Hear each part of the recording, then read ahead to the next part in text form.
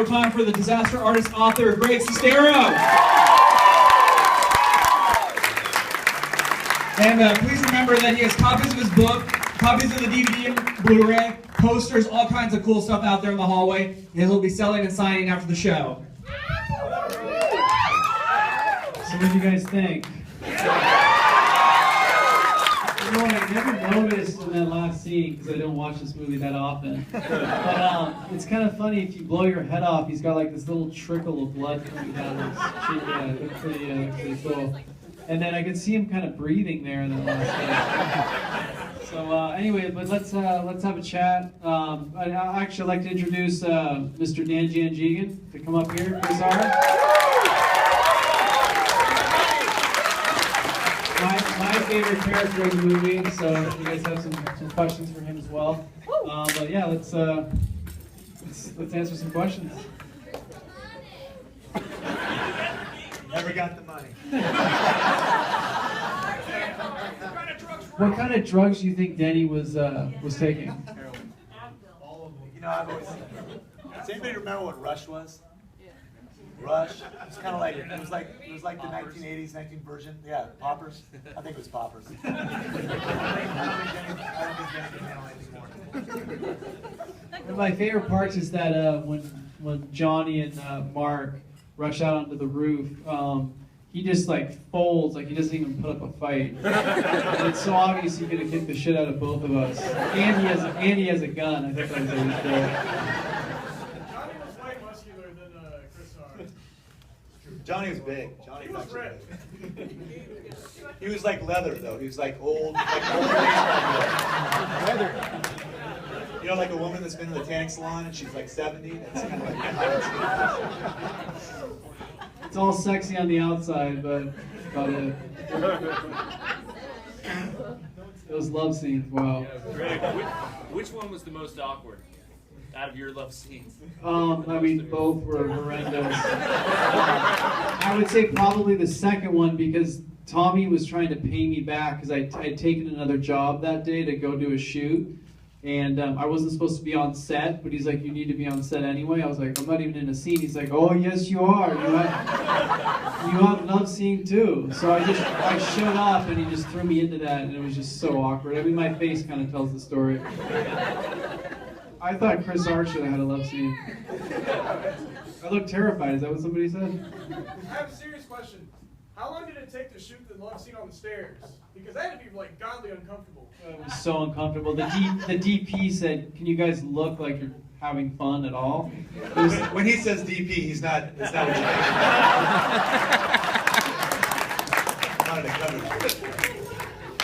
you mean. It was 95 degrees in there, and it felt like 110 degrees. And Juliet, the actress who played Lisa, thought we could put on some music, maybe some Alicia Keys, and Tommy's like, I'm sorry, we don't promote other people's work. So it was awkward all the way through. There's that part where she kind of strokes my back, and it looks like it's in slow motion. It's just a terrible love scene.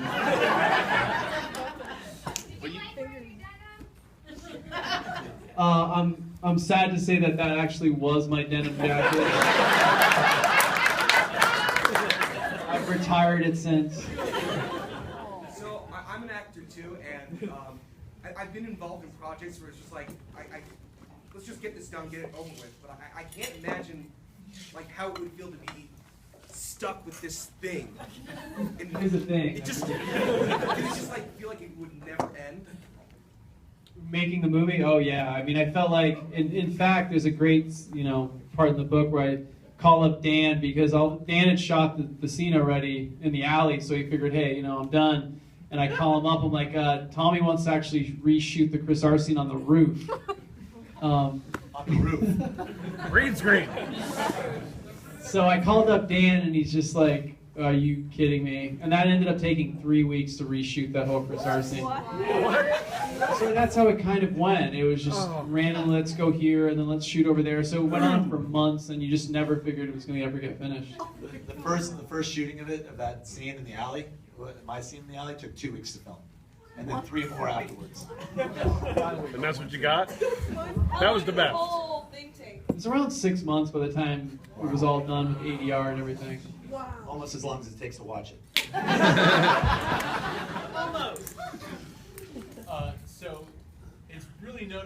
watch the film that one actor leaves partway through, and I've also heard before that there was firings of other people on the film as well. So could you maybe enlighten us as to what happened with that actor and maybe other people who might have been fired? Yeah, the actor who played Peter, his name's Kyle. He was Cowboy. Yeah, he was cast as Peter. I guess he told Tommy he had a schedule that he had to be out by a certain point, and Tommy let on that the film was going to take 2 weeks to shoot, the entire film. And then it went to 3 weeks and 4 weeks. So he just basically ran out of time and said, okay, I've given you everything I can. And Tommy's like, why you tried to ruin my production? So he basically, instead of kind of giving Peter's lines to Denny, or somebody who else had who'd been established, he just created a new character. And he said he had a lawyer named Steven, so he's like, why don't we just call him Steven? So we just threw this guy in there and took over Peter's role. There was an actress who had been cast as Michelle before Robin played Michelle. And a couple days before we started production, she asked Tommy why he was always 4 hours late or why there was never any water on set. And Tommy got so offended by that, he took an empty water bottle and said, nobody in Hollywood will give you water, and he threw it at her. And so because she asked for water, I felt like he was trying to find a way to get rid of her. So like the first or second day of filming, he got rid of Michelle, even though we had already used her in the alley scene we had shot. So he didn't think about that later, so we had to recast another Michelle. And that's just kind of how it went with the crews the same way. So, does anybody here know that actually Mark wasn't the original Mark?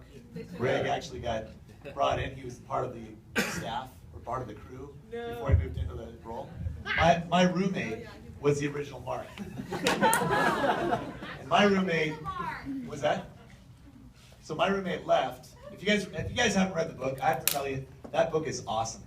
It's completely different than you would think. It is not a book that's just about the worst movie in the world. It's actually a really good book. If you guys haven't read it, it's worth reading. And I mean, the book is just awesome as far as talking about Tommy and who Tommy is and how his relationship was with Greg and how they got started and actually how Greg got woven into the book, or into the movie. So if you haven't read it, I'd say read it. It's really, I didn't think it was gonna be as good as it was. It was excellent. I mean, you've got to stick with the theme.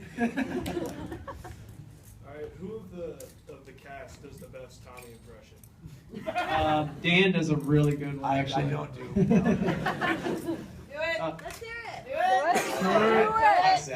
I don't know. I mean, I think I don't do a good me impression. Don't touch me, motherfucker.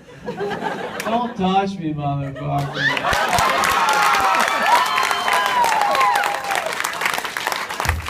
I gave you 7 years of my life. I listened to that way too many times. How much money has this movie made compared to how much it cost? Ridiculous amount? The problem is that Tommy has always continued to spend money. So when the movie was out, maybe showing to 10 people a month in an LA theater, he was spending like $6,000 or $7,000 a month on a billboard in Hollywood, printing coming up with merchandise, stuff that nobody was ever seeing. So I think he went in the hole so deep that he would have to continue to make lots and lots of money to catch up. I mean, the movie cost a ton of money. He bought all his own equipment, which is something you never really do in Hollywood. I mean, the big thing, what cost so much, is that he wanted to shoot the entire film on 2 cameras at the same time, which had never been done before. And whenever he was asked why, he would say, because we're a first production in Hollywood to ever do so. And so when I try to explain to him, that's kind of like saying I'm the first and only human being to stick my arm up a whale's anus. He said, well, screw yourself. Good for him. Do you know if Tommy actually read the book? Yeah, you know what? He's read it, I think, 12 times at this point, and he has a copy of it on his desk, and he calls it the Red Bible. Yeah, he's read it. He just has it there sitting on his desk. So it's a love-hate relationship, I think. Tommy ended up making you the line producer at some point.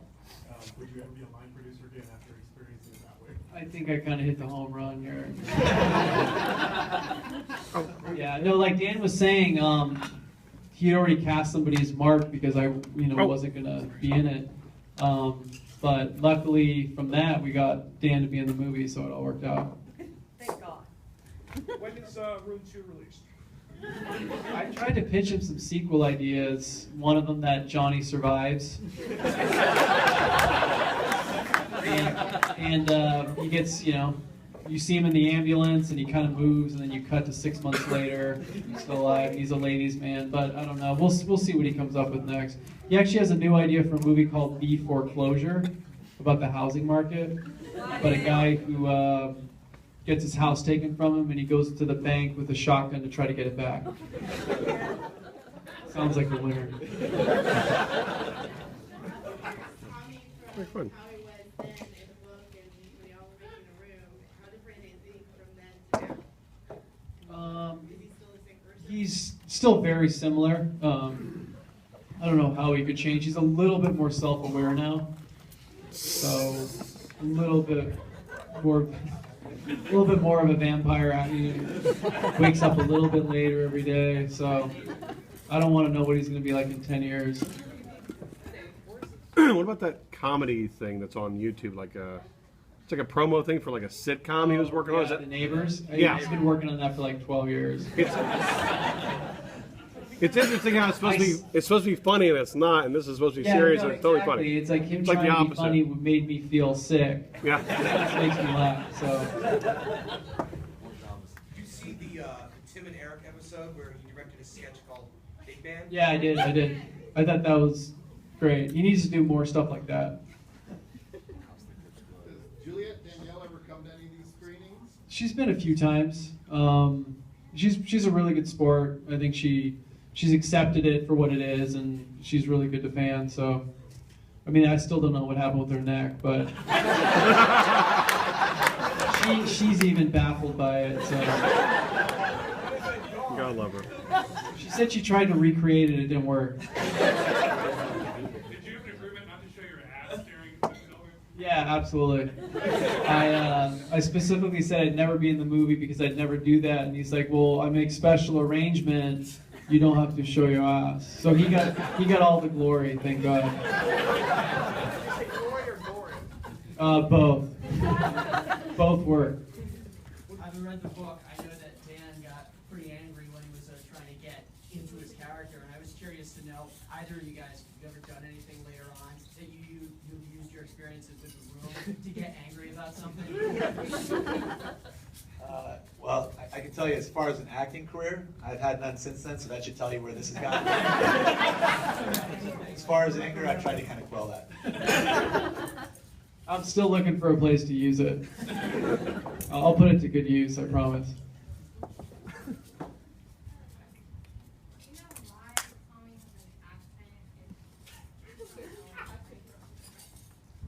Tommy's accent, what was that?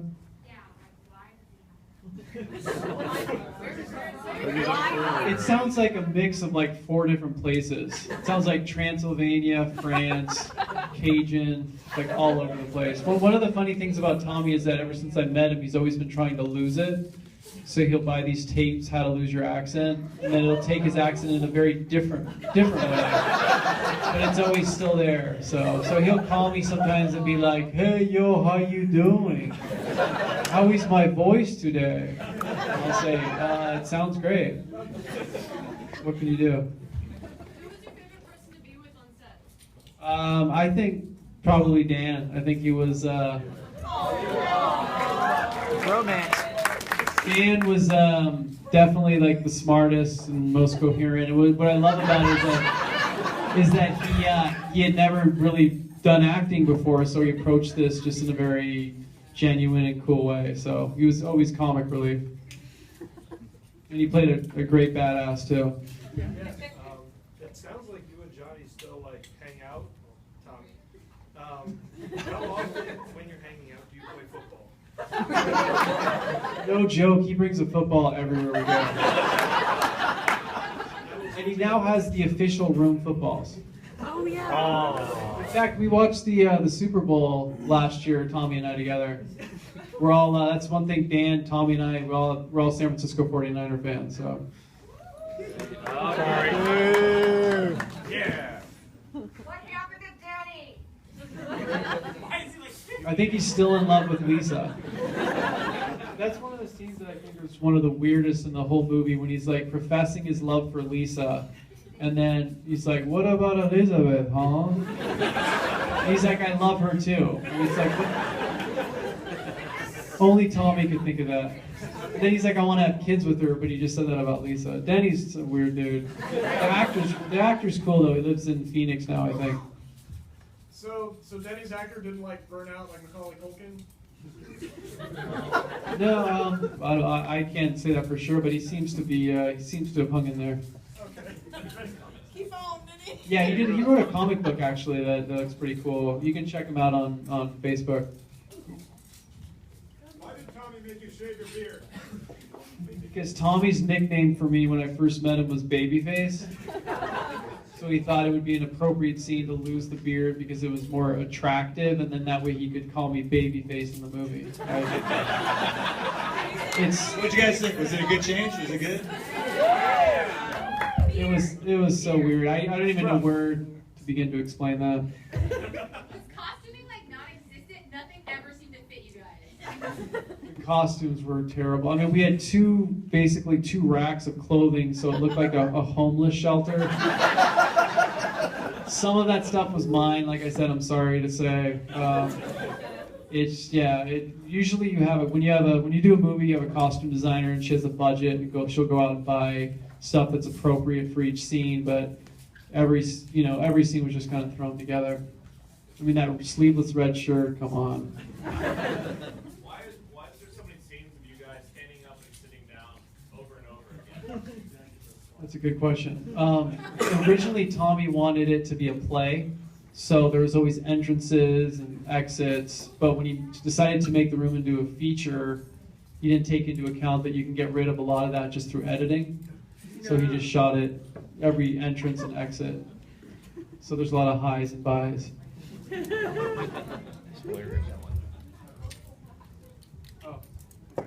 Two more questions. So, do you think Tommy has ever thought about cameoing on Arrested Development for crappy chicken impressions? Yeah, I always wondered if they got that from the room, but I think he would be a great cameo on any show. I would have loved to have seen him on Breaking Bad.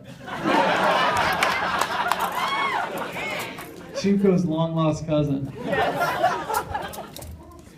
original script. I mean, was there an actual finished script? Yeah, How long was the script? it was 73 pages. Wow. And it is even more incredible than the film. That was the other thing, he kept kind of everybody in the dark. So when Dan would ask questions like, is Chris R going to show up later?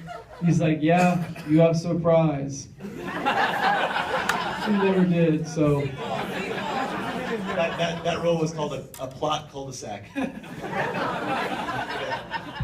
Anyway, guys, thanks a lot for coming out. We'll be out in the lobby.